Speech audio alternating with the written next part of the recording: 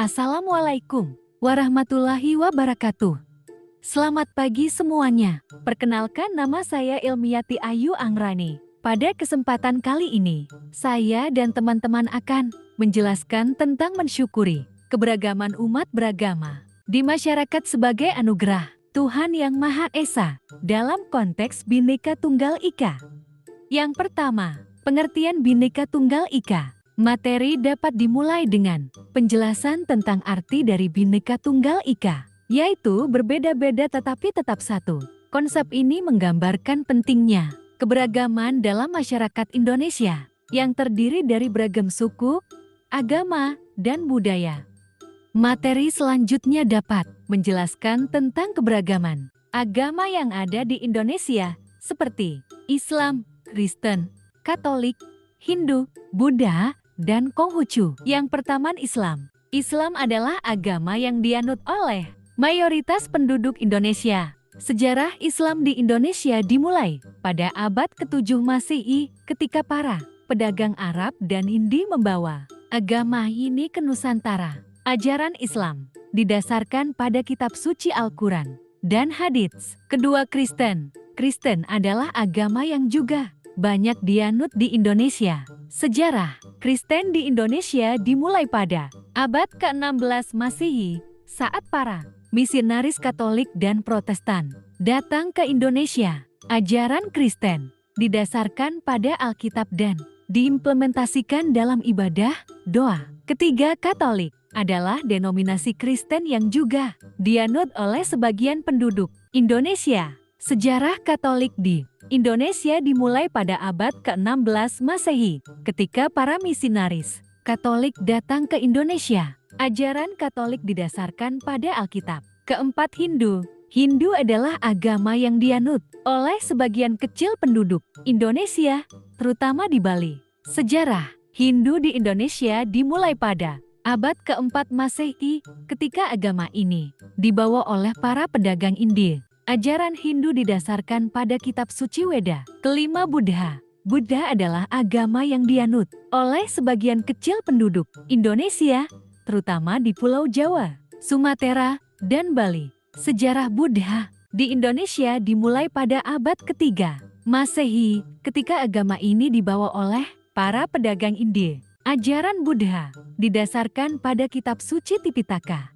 Terakhir, Konghucu adalah agama tradisional Tiongkok yang juga dianut oleh sebagian kecil penduduk Indonesia, terutama di daerah pesisir Jawa dan Sumatera. Agama ini didasarkan pada ajaran Konfusianisme yang mengajarkan tentang etika, moralitas, dan filosofi. Materi selanjutnya akan dipaparkan oleh teman saya. Perkenalkan, nama saya Fadil Mukrimin. Materi selanjutnya yaitu menghargai keberagaman agama, sangat penting karena dapat memperkuat persatuan dan kesatuan bangsa. Keberagaman agama di Indonesia memang menjadi fakta yang tak bisa dihindari, sehingga menjadi sangat penting bagi setiap individu untuk memahami, menghargai, dan menghormati agama lain. Menghargai keberagaman agama juga dapat meningkatkan toleransi antar umat beragama. Dengan saling menghargai dan menghormati, setiap individu dapat hidup berdampingan dalam kerukunan dan perdamaian tanpa ada konflik yang berkepanjangan. Selain itu, menghargai keberagaman agama dapat memperkaya kehidupan sosial dan budaya masyarakat. Perkenalkan, nama saya Nabila Natasha. Di sini saya akan memaparkan materi berikutnya, yaitu materi tantangan dalam menghargai keberagaman agama. Meskipun pentingnya menghargai keberagaman agama, namun masih banyak tantangan yang dihadapi dalam mewujudkannya. Beberapa tantangan tersebut antara lain adanya intoleransi dan radikalisme yang agama dapat memicu konflik antarumat beragama dan merusak kerukunan sosial. Hal ini sering terjadi karena kurangnya pemahaman dan kesadaran tentang keberagaman agama serta pemaksaan keyakinan kepada orang lain. lalu kurangnya akses terhadap informasi dan pendidikan yang benar tentang keberagaman agama. Hal ini dapat menyebabkan munculnya prasangka dan stereotip negatif terhadap agama lain. Terakhir, tidak adanya dialog antarumat beragama. Kurangnya dialog antarumat beragama dapat membuat masing-masing pihak merasa tidak dihargai dan terasing, sehingga memicu konflik yang lebih besar. Materi selanjutnya akan saya jelaskan. Perkenalkan, nama saya Ahkam Jayadi.